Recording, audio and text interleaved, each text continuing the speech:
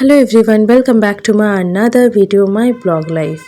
এই যে ভিডিওটা আপনারা দেখছেন সেটা হচ্ছে আমি যেদিন কাকার বাড়ি পৌঁছলাম সেই দুপুরবেলার ভিডিও এটা।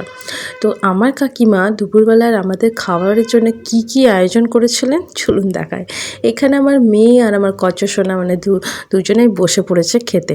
আর তারপর আমরা 3 বোন বসলাম। তো আমরা কী নিয়েছি চলুন দেখায়, মানে কি বানিয়েছে কাকিমা সেগুলো দেখায়। প্রথমে ডাল, মুসুর ডাল, ভাত, তারপরে শাক, পালং শাক, তারপরে সজনে ফুল আলু দিয়ে একটু পোস্ত, পেঁয়াজ কলিও দেওয়া ছিল তার মধ্যে। আর ভাজার মধ্যে ছিল শিম ভাজা, বেগুন ভাজা আর চাটনি। আর এই যে স্পেশাল একটা মেনু সেটা হচ্ছে মাটন। আর মাটনটা যে খেতে হয়েছিল দুর্দান্ত খেতে হয়েছিল। আর সবথেকে বড় কথা, আমরা শ্বশুরবাড়িতে যেহেতু রান্নাবান্না করি আর কি বাপের বাড়িতে যখন মা কাকিমার হাতে রান্নাটা পাই সেটা মনে হয় আমাদের কাছে স্বর্গে, তাই না? এটা একদম সত্যি কথা আমি বলেছি। মা হাতে যা খুশি আমরা রান্না খাই না কেন আমাদের কাছে সত্যি স্বর্গ।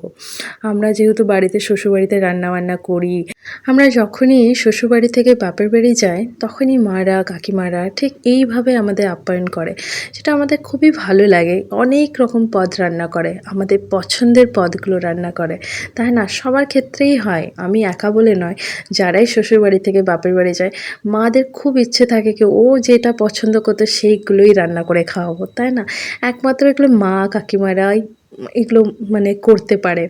আর তারা ছোটোবেলা থেকে আমাদেরকে মানুষ করে, তো তারা ঠিক জানে আমার মেয়েরা কি পছন্দ করে কি না। তো এতগুলো রান্না কাকিমা ঠিক নিজের হাতে একা করে টুকটুক করে সব করেছে।